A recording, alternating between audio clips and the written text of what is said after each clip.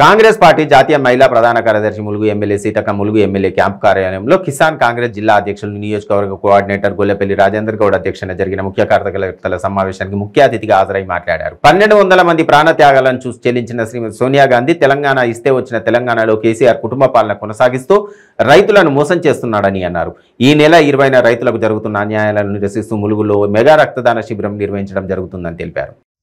ముఖ్యమంత్రి గారు మాట్లాడితే ప్రజలందరూ తమ పక్షమే ఉన్నారు, 80 సీట్లు కాదు 100 సీట్లు 200 సీట్లు అన్నట్టుగా మాట్లాడుతూ ఉన్నారు.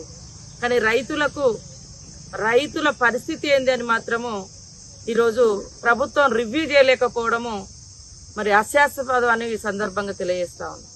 మీరు ఎంతసేపు ఎలక్షన్లు సీట్లు లేదా మీ పార్టీ విషయాలే మాట్లాడతారు సీఎం గారు.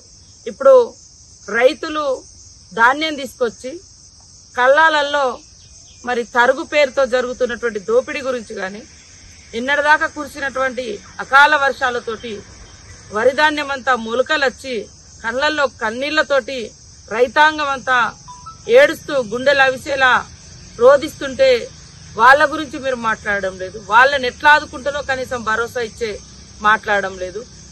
మరి ధాన్యాన్ని ఆపకుండా ఇబ్బంది పెట్టకుండా కొనుగోలు చేస్తామనేటువంటి భరోసా ఇచ్చేటువంటి పరిస్థితి లేదు.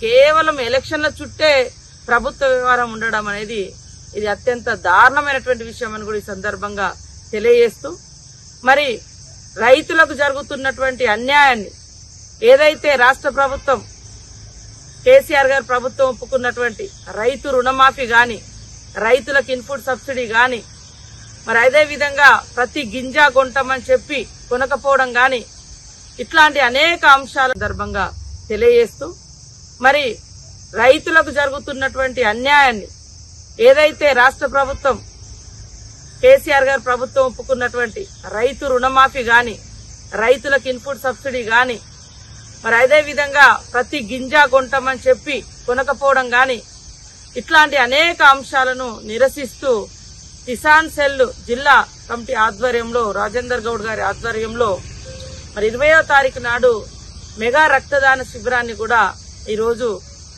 కాంగ్రెస్ పార్టీ పెట్టడం జరుగుతుంది. ప్రతి ఒక్కరు కూడా ఎందుకంటే రైతుల యొక్క చెమటను రక్తాన్ని చెమటగా మార్చి పంట పండిస్తే పంటను కొనుగోలు చేసేటువంటి పరిస్థితిలో ఈ రాష్ట్ర ప్రభుత్వం లేదు. కొనుగోలు కోసమని అమ్మకానికి మిల్లుల కాడికి పోతే అక్కడ అనేక ఇబ్బందులు ఎదుర్కొంటారు. మిల్లర్లు లేదా ప్రభుత్వము మధ్య దళారులు రైస్ మిల్లులు చాలా అద్భుతంగా కట్టుకుంటుండొచ్చు కానీ 6 గాలం కష్టపడి 24 అవర్స్ చెమటోడ్చి పనిచేసినటువంటి రైతుకు మాత్రము న్యాయం జరుగుతలేదు. ఈ అన్యాయాన్ని నిరసిస్తూ ఇవాళ రైతులకు భరోసా ఇస్తూ ఇప్పటికే దేశంలో రాష్ట్రంలో బ్లడ్ దొరకక కూడా అనేక మంది చనిపోతున్నారు. ఈ ఉద్యమం ద్వారా రైతులకు భరోసా అదేవిధంగా ప్రాణాల్ని ఇచ్చేటువంటి రక్తదాన శిబిరాన్ని కూడా మరి పెట్టడం జరుగుతుంది. అదే విధంగా